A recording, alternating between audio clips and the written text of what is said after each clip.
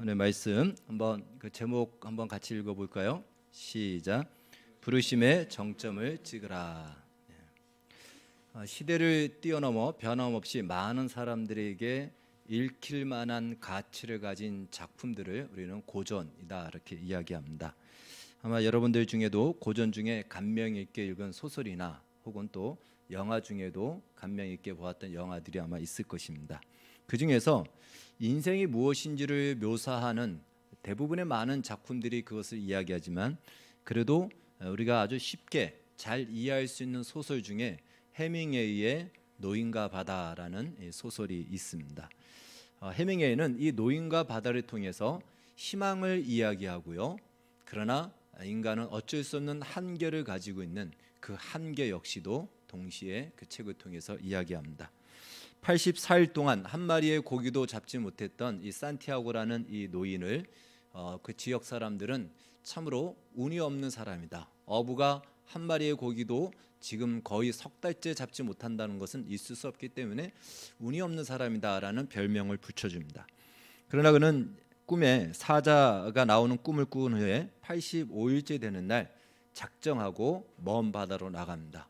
그리고 그곳에서 그는 청새치, 우리 그 번역으로는 그렇게 나와 있지만 원문에는 큰 고기라고만 나와 있다고 합니다. 청새치를 잡습니다. 정말 큰 고기를 잡아서 이건 평생에 한 마리 잡을까 말까한 고기를 잡습니다. 부푼 가슴을 안고 돌아오지만 돌아오는 길에 여러 가지의 사고가 일어나면서 상어가 공격하면서 잡았던 청새치는 이 상어에게 다 뜯겨서 나중에 돌아왔을 때는 등뼈와 이 대가리만 남는, 머리만 남는 그 상태가 되는 것입니다. 그래서 이러한 과정을 통해서 이 해밍웨이는 인생을 말하고 싶었던 것이죠. 자신을 이야기하는 것 같기도 하고요.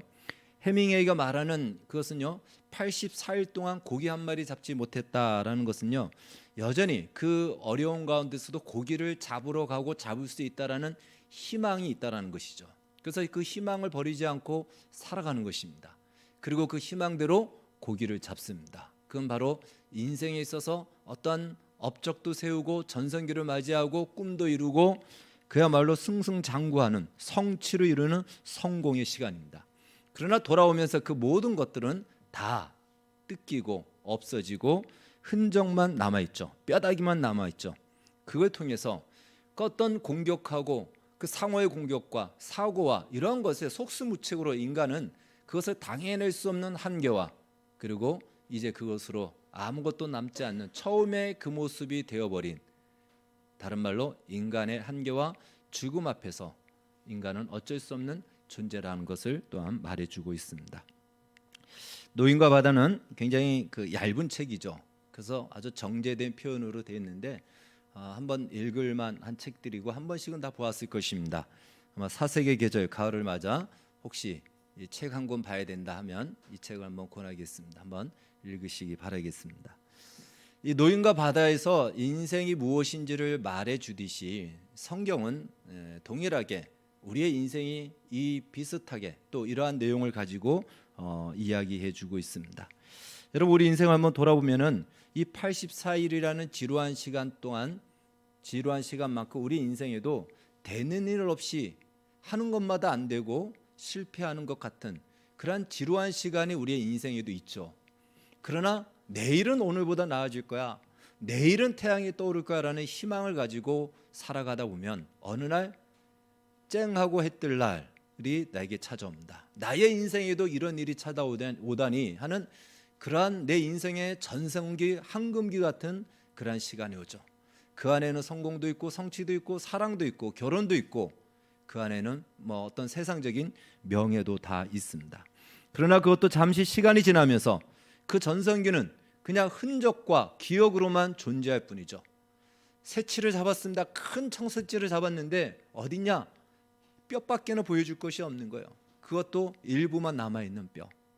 그것으로 사람들이 인정은 하겠지만 그 사람의 어떤 그 자신이 생각하는 만큼, 그 노인이 생각하는 만큼 그렇게까지는 인정해 줄 수 없는 것이죠. 마침내 흔적과 기억으로만 우리의 인생을 기억하고 또 그것은 존재할 뿐 쓸쓸한 말년을 맞이하고 마침내 우리는 죽음 앞에 무릎을 꿇을 수밖에 없습니다. 이것이 바로 하나님 없는 전형적인 세상 사람들의 인생이고, 성경은 이러한 인생을 가지고 너희는 안개와 같고 아침 이슬과 같고 입김과 같다라고 말씀하고 있습니다. 로마서를 통해서 하나님이 하시는 말씀은요, 바로 이것입니다. 오늘 우리가 읽은 말씀을 본문을 포함해서 지난주부터 살펴보고 그 지난주부터 살펴본 말씀은 노인과 바다 같은 이 운명에서 벗어날 수 없던 우리에게 성경은 이렇게 얘기하는 거예요. 너희는 이제는 그 운명이 아니다라는 것을 말해주고 있습니다.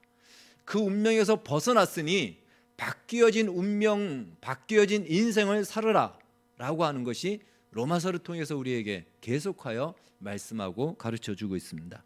로마서 12장 1절에 그러므로 라는 이 말씀은, 우리는 그러므로 이전에는 노인과 바다 같은 인생의 운명에서 벗어날 수 없는 한계를 가지고 있었습니다. 전성기도 있고 꿈도 있고 성공도 있지만 그것은 잠시 지나가면 기억으로만 존재할 뿐 쓸쓸한 말년과 그리고 죽음의 한계 앞에서 어찌할 수 없는 그 한계, 무릎을 꿇을 수밖에 없는 우리 모든 인생은 다 그런 존재라는 것이죠. 세상에서 보기에는 누가 크고 누가 성공한 것 같지만 그들의 종착점은 다 똑같습니다. 이 한계를 넘지 못하고 있습니다. 바로 그러한 인생 속에서 이제는 너희는 그 운명이 아니다, 바뀌어졌다, 죽음에서 끝날 운명이 아니고 죽음에서 그 죽음을 뚫고 나간 새로운 운명으로 바뀌어졌으니 이제는 너희들이 바뀌어진 인생을 살아라 라는 것이 그러므로 라고 하면서 우리에게 주시는 권면인 것입니다. 운명이 바뀌었기 때문에 이제는 바뀌어진 인생을 살 수가 있는 것입니다. 본래 그런 운명이었던 우리를 하나님은 우리를 구원하심으로 노인과 바다에서 그 한계에 머무를 수밖에 없는 인생이 아닌 새로운 인생, 죽음에서 부활로 변화된 인생으로 살 수 있는 기회가 우리에게 주어졌다라는 것입니다. 그러므로 바뀌어진 인생을 살으라라는 것입니다. 뼈다귀만 남는 그것밖에 없는 인생으로 끝나는 세상의 운명과 달리 우리에게는 그것조차도 우리를 유익하게 하는 것으로 이제는 활용되어지고 하나님이 그렇게 만드시겠다라는 그 인생으로 우리는 바뀌어진 것입니다. 그러니까 이제부터 마음 놓고 살아라, 두려워하지 말고 살아라, 세상을 의식하지 말고 세상을 두려워하지 말고 하나님의 사람으로서 하나님의 말씀을 가지고 하나님의 뜻을 너희 인생에 구현하여 마음 놓고 살아라. 내가 지키고 내가 너희와 함께하며 내가 보장한다. 이것이 바뀌어진 운명과 인생이라는 것입니다. 우리는 이전까지는 바로 노인과 바다 같은 인생의 운명이었죠. 내가 잡지 않으면 아무도 나를 인정해 주지 않고, 내가 고기를 잡지 않으면 나는 먹고 살 것도 없고, 그냥 그것이 목적이었고 그것으로 살다가 더 이상 할 수 없을 때는 그것으로 끝나는 인생이었습니다. 그러나 이제는 그렇지 않다라는 것이에요. 우리는 더 이상 그런 존재가 아니고 그렇게 살아갈 존재가 아니다. 내가 잡아야지만이 먹고 살 수 있는 존재가 아니다라는 것입니다. 일을 하지 말라는 얘기가 아니에요. 그러나 이제 우리는 우리가 꼭 일을 해서 얻어내야지만 사는 존재가 아니고 하나님이 공급하여 주시는 존재다라는 것입니다. 그 전에는 내가 나를 책임져야 됐지만 이제는 하나님이 우리를 보장하고 우리 뒤에서 우리를 책임져 주시는 존재이기 때문에 너희들은 그 현실이 지금 당장 지루하게 보일지라도 그곳에서 하나님의 선하시고 기뻐하시고 온전하신 뜻이 무엇인지 그 뜻을 쫓아 살 것을 우리에게 명령하고 가르쳐 주고 있는 것입니다. 그렇게 사는 것이 너희 몸을 산 제물로 드리는 것이며 영적 예배의 삶이다라고 로마서 12장 2절에서 말씀하고 있습니다. 그리고 그것은 구체적인 조건 속에서 이루어진다라고 우리가 살펴보았죠. 구체적인 조건이란 바로 우리의 정체성을 말하는 것이며 우리가 처한 현실을 말하는 것입니다. 나만이 감당해야 되고 나만이 살아내야 될 현실인 것이에요. 그것은 마치 어떤 무대에서 배역을 맡은 배우와도 같은 것이죠.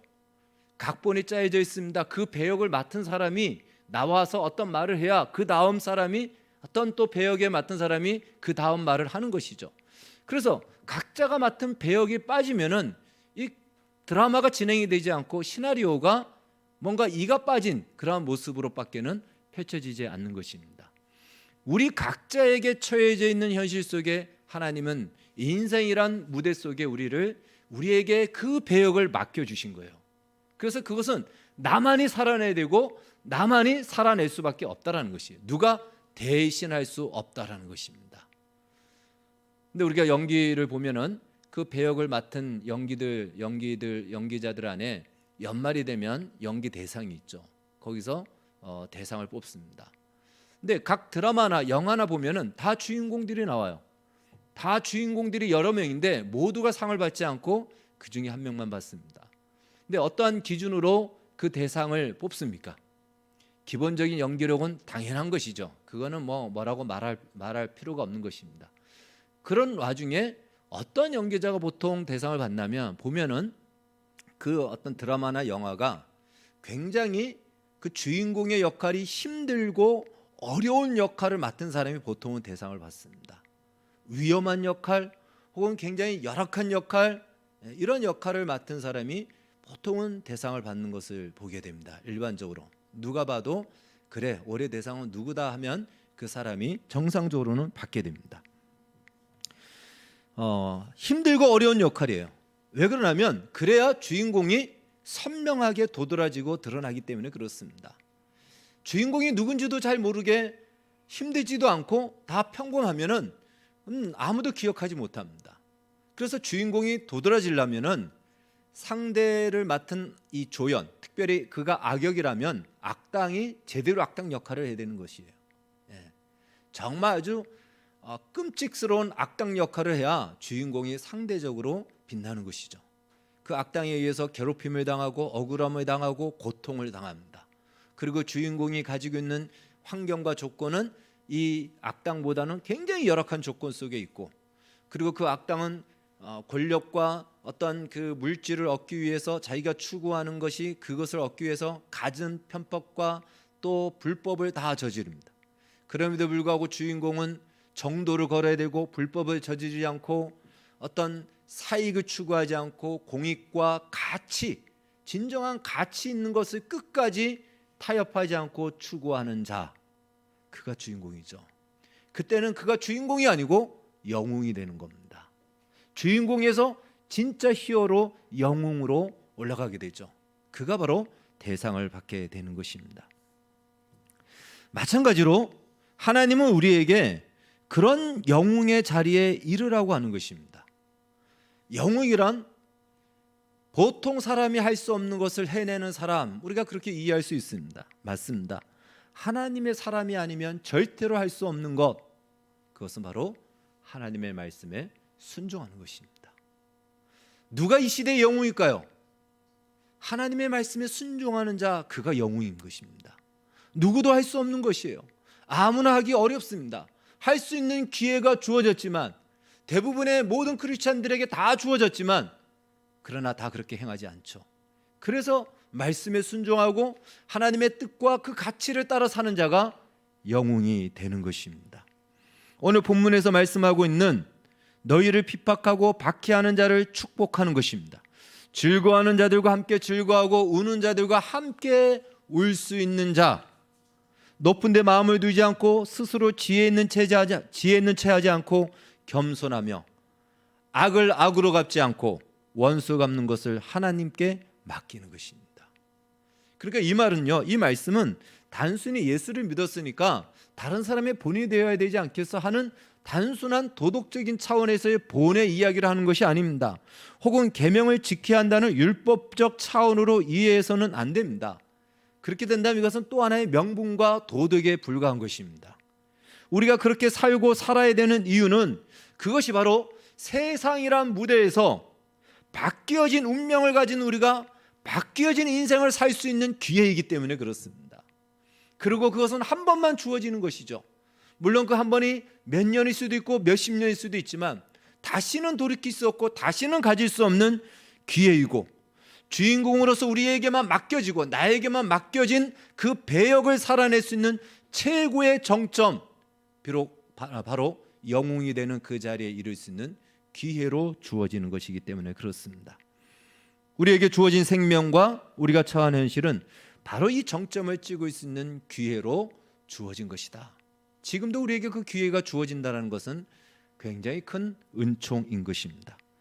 다시 말해 계명을 지키는 것은 계명을 지키지 않으면 벌을 받기 때문에, 혹은 계명을 지키면 복을 받기 때문에, 내가 원하는 복을 얻기 때문에 계명을 지키는 것이 아니고, 그 차원을 넘어 지키지 않는 것 자체가 정말 다시 얻을 수 있는 기회 자체가 상실되어지는 제일 큰 손해이기 때문에 우리는 이 손해를 보지 않겠다. 이것이 바로 하나님의 말씀에 순종하여 하나님이 부르신 그 부르심의 정점의 자리까지 나아가겠다 하는, 비로소 주인공의 삶에서 영웅으로 나아가는 인생인 것입니다. 너희를 박해하는 자를 저주하지 않고 축복한다라는 거 쉬울까요? 어렵습니다. 여러분, 세상에서 인격이 아무리 좋고 인품이 좋다고 하는 사람도요, 저주까지는 하지 않을지언정 그를 축복하지는 못합니다. 왜 그럴까요?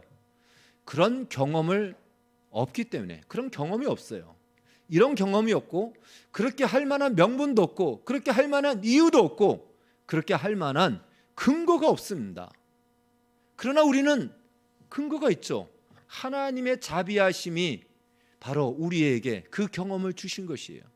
우리가 서 있는 우리의 발판이 바로 핍박하고 원수였던 우리를 오히려 자기 아들을 내어주시면서까지 우리를 사랑하신 그 하나님의 자비하심이 우리의 근거고, 우리의 명분이고, 우리를 부르시는 하나님의 뜻이고 부르심이기 때문에 우리는 충분히 그럴 만한 명분도 있고 근거도 있고 이유가 있는 것입니다. 우리만이 할 수 있는 것이에요. 결코 쉽지 않습니다. 그러나 하나님의 자비하심 안에서는 가능하다라는 것입니다. 즐거워하는 자들과 함께 즐거워하고 우는 자들과 함께 울라. 쉬운 말 같지만 어려운 말입니다. 여러분, 만약에 우리 아들은 대학에 떨어졌어요. 이류대학도 떨어졌습니다. 그런데 옆집 아이들, 아니 구역 식구는 스카이 대학에 합격했어요. 그래서 너무 좋아서 난리를 피고 잔치를 벌입니다. 그들과 함께, 그 즐거워하는 자와 함께 즐거워해 주라는 거예요. 나는 지금 상황이 어떻습니까? 내 속은 지금 말이 아닌데 즐거워하는 자들과 함께 즐거워해 주고 축하해 주라는 것입니다. 쉽지 않죠. 우리는 이렇게 얘기하죠. 당신은 좋겠지만 나는 지금 좋아할 기분이 아니야. 이런 말로 우리는 거기서 끝날 것입니다. 즐거워하는 자들과 함께 즐거워해 주는 거 결코 쉽지 않습니다. 반대로 우는 자들과 함께 우는 것도 쉽지 않죠. 나는 지금 거꾸로 우리 아들이 스카이 대학에 합격했어요. 너무 기쁘죠. 부모에게 이거보다 더 기쁨이 어디 있겠습니까? 세상에서는 그러죠. 그런데 구역 식구의 아들은 정말 그렇게 열심히 했는데 원하는 대학에 한 군데도 합격이 안 됐어요. 울 수밖에 없는 상황이에요. 그때 나의 기쁨을 내려놓고 그의 슬픔과 그의 아픔을 같이 동조해주고 격려해주고 함께 울어주는 거 결코 쉽지 않습니다. 그러나 우리는 할 수 있어요. 왜 그럴까요? 주님이 그렇게 우리를 대해 주셨어요. 하나님이 그렇게 우리에게 찾아오셨습니다. 그러니까 우리는 그럴 만한 이유가 있고 근거가 있다라는 것이에요. 그래서 그 자리로 우리를 부르시고 있는 것입니다. 악을 악으로 갚지 않는다라는 거 어렵습니다. 그러나 성경은 얘기합니다. 시편 103편에서 말씀하기를 우리의 죄를 따라 우리를 처벌하지는 아니하시며 우리의 죄악을 따라 우리에게 그대로 갚지는 아니하셨으니, 성경은 도리어 이렇게 얘기하죠. 우리가 아직 죄인 됐을 때 그리스도께서 우리를 위하여 죽으심으로 하나님께서 우리에 대한 자기의 사랑을 확증하셨다. 우리가 악을 저질렀는데 악으로 갚지 않고 선으로 우리의 악을 갚아주신 하나님. 그래서 우리는 악을 악으로 갚지 않을 수 있는 근거를 가지고 있고 이유가 있고, 그것이 바로 우리가 찍어야 될 우리의 정점이요 하나님이 부르신 부르심의 자리인 것입니다. 원수를 갚는 것을 하나님께 맡기라고 하십니다. 이 말씀이 전제가 된다는 것은요, 이제 내가 원수를 갚을 수 있는 기회가 됐다라는 것이에요. 이제 그 원수가 아무런 힘도 없어서 이제 내가 갚기만 하면 완전히 짓밟을 수 있는 기회가 됐다라는 것이에요. 그런 조건이 됐다라는 것입니다. 그런데 원수 갚는 것을 하나님께 맡기는 겁니다. 쉽지 않죠.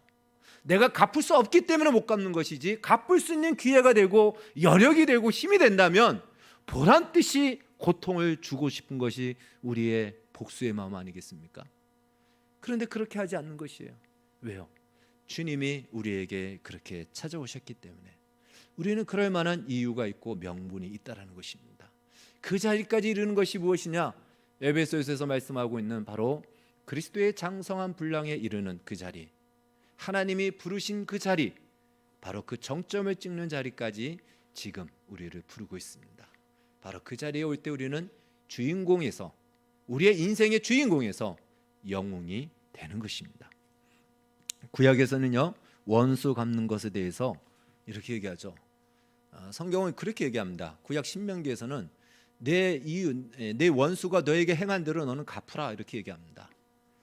그것을 우리가 잘 알고 있는 눈에는 눈, 이에는 이, 이런 말씀합니다. 그런데 오늘 신약 성경에서는 원수 갚는 것을 하나님께 맡기라라고 얘기하죠. 그 구약과 신약이 다른가? 그렇지 않고요. 구약에서 말씀하고 있는 것은 원수에 대한 하한선입니다. 다른 말로 우리는 나에게 상처를 입히면은 입힌 만큼 돌려주지 않고 갑절로 돌려주죠. 그게 복수예요. 그래서 이빨을 하나 뽑히면은 최소한 2개는 뽑아놔야 돼요. 그래야 우리 직성이 풀립니다. 그래서 성경이 구약에서 눈에는 눈, 이에는 이라는 말은요, 그 이상의 복수를 하지 말라는 거예요. 손해 본 만큼만 너도 갚으려면 손해 본 만큼만 하지, 그 이상의 마음으로 이빨 하나 뽑혔다고 2개 뽑지 말라는 것입니다. 그래서 그 구약에서 말하고 있는 눈에는 이에는 이라는 것은 행한 대로 갚아주는 그 최소한의 이 데드라인입니다. 한계선이에요. 그 이상으로 가지 말라는 거예요. 그것을 사람들은 오해해서 하나 뽑으면은 2, 3, 여러 10개를 뽑아버리겠다라고 이렇게 반응하는데, 그건 성경을 굉장히 잘못 알고 있는 것입니다. 그것이 하한선이라면 상한선은 무엇일까요? 가장 밑바닥, 그 하한선 데드라인이 그것이라면 상한선은 무엇일까요? 원수 갚는 것을 하나님께 맡기고 너희를 박해하는 자를 위하여 축복하여 기도해 주는 겁니다.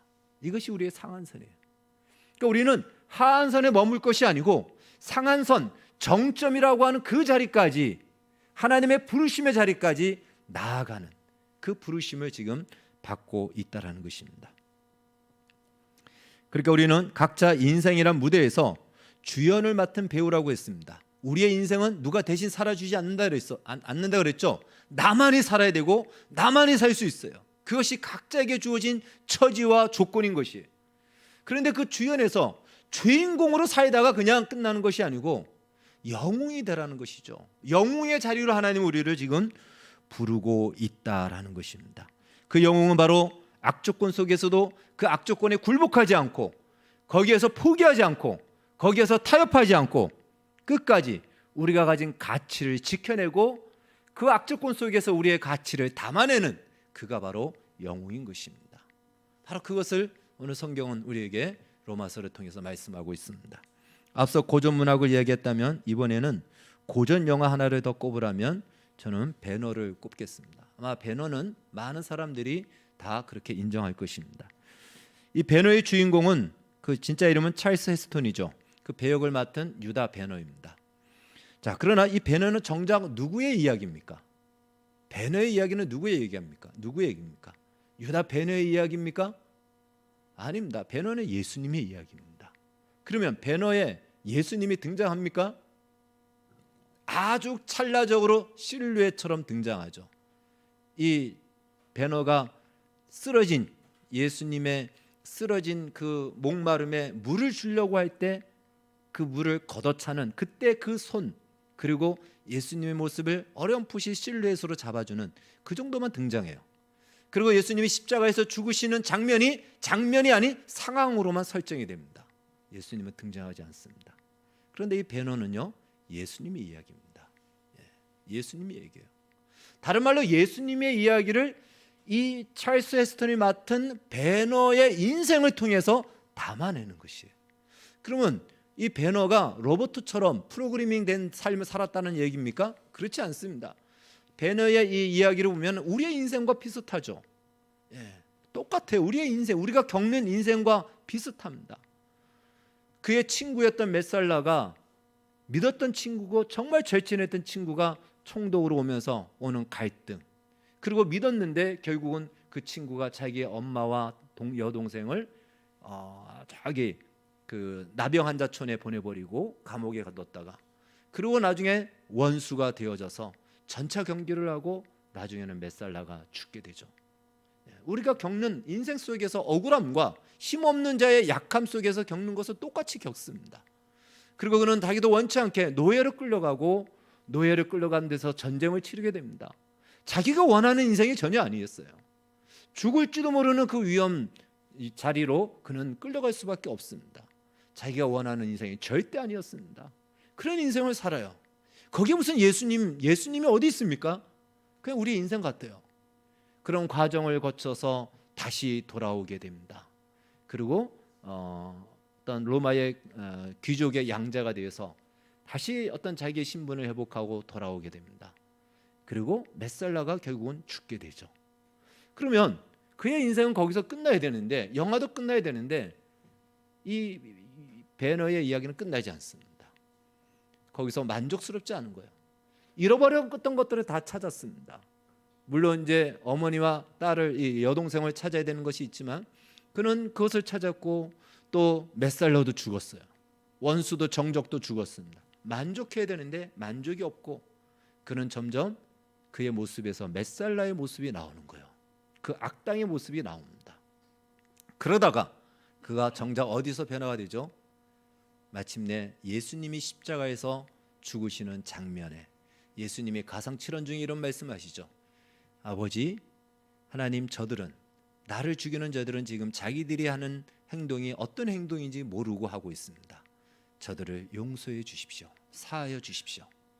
이런 기도를 하는 것을 베너가 듣게 되면서 자기를 죽이는 그들을 향해서 오히려 하나님께 긍휼과 용서를 구하는 거기서 베너는 자기의 가슴 속에 남아있던, 만족스럽지 않았던, 자기 인생에 갖추어졌는데도 만족하지 못했던 그 칼, 숨겨뒀던 복수의 칼, 그 원한의 칼을 거기서 비로소 내려놓게 됩니다. 그것이 바로 베너의 정점인 것이에요. 거기서 바로 무엇이 나오죠? 예수님이 나타나는 것이에요. 그래서 베너는 예수님의 이야기인 것이에요. 그 많은 인생 속에서 메살라도 죽이고 또는 이런저런 많은 일을 겪었지만 만족이 없고 해결이 되지 않는다는 것이에요. 열악한 조건 속에서 그 문제가 해결이 됐지만 그의 인생은 만족이 없고 해결이 되지 않아요. 마침내 예수님의 말씀대로 예수님이 부르신 그 자리, 그 가슴에서 놓을 수 없었던 칼을 내려놓는 순간 그의 인생은 만족스럽고 그 가치를 되찾게 됩니다. 바로 우리의 인생을 하나님이 그렇게 허락하셨다는 거예요. 열악한 환경 속에서 우리는 이 환경이 해결되기를 위해서 우리는 열심히 노력하죠. 그런데 그 문제가 해결이 된다고 해서 우리 인생에 만족이 있느냐? 만족이 없다라는 것이에요. 또 다른 사람들은 눈 감고도 가도 되는데 나는 눈을 뜨고 가도 내 길은 장애물이 생깁니다. 왜 하나님은 내 인생에 이렇게 열악한 환경을 주고 내가 원치 않는 아픔을 주고 어려움을 주는가? 그것을 통해서 주님은 그 현실 속에서도 우리에게 주신 하나님, 당신이 우리에게 보여주신 자비하심과 또 하나님을 믿고 의뢰하는 믿음으로 신앙의 가치, 말씀의 가치를 담아내는 인생, 비로소 베너가 영웅이 되는 그 자리로까지 우리를 이끌어 가시기 위한 하나의 과정인 것입니다. 결국은 베너에서 그 모든 악조건은 베너를 영웅으로 만드는 재료가 되었듯이 우리 인생 속에서 만족스럽지 않은 이 현실과 좋지 않은 어떤 환경들은 우리를 영웅으로 만드는 재료로서의 역할을 하나님이 하게 한다는 것입니다. 바로 그렇기 때문에 오늘 말씀처럼 너희를 핍박하는 자를 축복하라는 거예요. 그럴 수 없는 환경 속에서 불가능한 일을 우리에게 주시는 것 같아요. 만약에 나에게 다 좋은 환경 속에서 축복하라면 누가 못하겠습니까? 다른 말로 우리가 이렇게 살아야 되냐 말아야 되냐, 신앙의 가치를 따라 살아야 되냐 말아야 되냐, 어떤 그곳에서 위협을 받기도 하고 타협이 들어오지만 그걸 포기하지 않고 하나님의 말씀을 따라 신앙의 가치를 따라 굴복하지 않고 지켜내 살아가는 것, 바로 그것이 하나님께서 부르신 부르심의 정점인 것입니다. 따라서 우리는 독특한 우리의 처지와 조건 속에서 우리만이 가진 배역, 그 배역이 드러나기 위해서 주변 환경이 열악해진다 그랬죠. 좋은 환경 속에서는 주인공은 인정받지 못합니다. 정말 안 좋은 환경, 모든 사람이 다 공격하고 위협하는 가운데서도 그 가운데서도 주인공이 그 가치를 지켜낼 때 그 주인공은 영웅이 되고 사람들이 정말 그를 찬사를 보내게 되죠. 그래서 우리의 환경들이 별로 좋지 않은 환경들이 많은 것이에요. 믿는 사람들의 환경들이 기도하는데도 불구하고 어려운 조건들이 많아지고 있습니다. 그러나 기억하십시오. 그것으로 우리는 끝날 인생이 아니라는 것입니다. 그것은 다 우리를 더 영웅화 만들기 위해서, 영웅으로 만들기 위해서 하나님이 부르신 부르심의 정점에 이를 수 있도록 하나님이 우리에게 향하셨던 것처럼 우리도 거의 그 수준에 이르기까지 너희를 핍박하는 자를 향해서 축복해 줄 수 있는, 이거는 세상의 인격으로 근거도 없고 할 만한 이유도 없지만 그것을 뛰어넘는 그 자리, 신의 성품에 이르는 그 자리로까지 우리를 부르시기 위해서 주시는 기회라는 것입니다. 또한 본문 마지막에 선으로 악을 이기라고 합니다. 세상은요, 악이 지배하는 영토가 지금 엄청나게 넓혀져 있습니다. 그런데 그 악이 지배하는 영토를 선이 지배하는 선의 영토로 넓히라고 하는 것이죠. 여기서 영토는 단순히 물리적으로 보이는 땅만을 말하는 것이 아니고 우리가 맞닥뜨리는 인생의 상황과 현실을 말하는 것입니다. 내가 살아가는 모든 삶의 현장, 바로 그것이 악이 지배하지 않고 선이 지배하도록 선으로 악을 이기라고 말씀합니다. 선이란 무엇일까요? 오늘 지금까지 말씀하고 있는 대로 하나님의 말씀에, 그 말씀의 가치를 따라 내가 순종하며 사는 것입니다. 그래서 보통 사람이 할 수 없는 것을 해내는 사람이 영웅이듯이 하나님의 말씀에 순종하는 것은 아무나 할 수 없어요. 예수를 믿지 않는 사람은 한 명도 못합니다. 우리의 경쟁은 예수를 믿는 우리 안에서 있습니다. 우리 안에서도 그 말씀에 순종하는 영웅이 있을 수 있지만 대부분의 사람들은 그걸 두려워하고 그걸 싫어하여 그 영웅 되는 것을 거부합니다. 그렇다면 그것은요, 우리의 인생이 손해보고 있다는 것을 꼭 기억하십시오. 열심히 고기를 잡았는데 등뼈와 남아있는 것이 그냥 그 머리밖에 없습니다. 그것으로 우리의 인생을 끝낼 것이냐, 아니면 그것이 영원히 기억되고 회자되어지고 우리의 인생이 하나님 앞에 칭찬을 받고 영광스러운 인생으로 하나님의 영광을 우리의 인생을 통해서 구현하고 드러내는 인생으로 기억될 것인가, 그것이 바로 우리의 삶의 선택인 것입니다. 다시 한번 말씀에 순종하며 사는 것이 어떤 도덕적 조건이나 그리고 명분을 위해서가 아니고 또 우리의 자유를 구속하고 억압하는 것이 아니라 그렇게 사는 것이 우리의 영광이고 명예이며 영원히 기억될 우리의 인생이요 가치라는 사실을 기억하시고, 인생을 살면서 얼마나 많은 일들을 경험합니까? 그 많은 일들, 그것을 신앙으로 담아내는 이 삶을 살 것을 선택하시고 결단하시고, 우리가 영상에서 봤던 것처럼 젊은 청년이 이제 내가 하나님을 위해서 무엇을 하며 살 것인가 고민하며 그 자리로 자신의 인생을 내어 던졌을 때 하나님은 그를 통해서 수많은 소외된 장애인들을 살리고 세워가는 그 역사를 나타내듯이 우리의 인생을 통해서 하나님이 나타날 것이며 하나님이 하시는 일들이 펼쳐질 것입니다. 이 귀한 부르심의 인생을 우리 모두가 살아가기를 주의 이름으로 축원합니다. 기도하겠습니다. 주님 감사합니다. 우리를 부르신 하나님 부르심의 정점이 우리의 힘으로는 이룰 수 없습니다.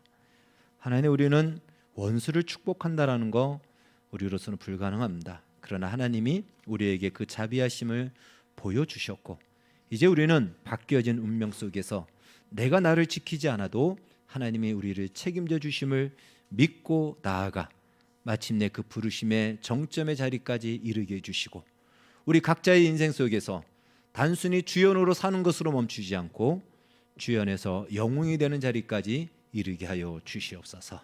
예수님의 이름으로 기도하옵나이다. 아멘.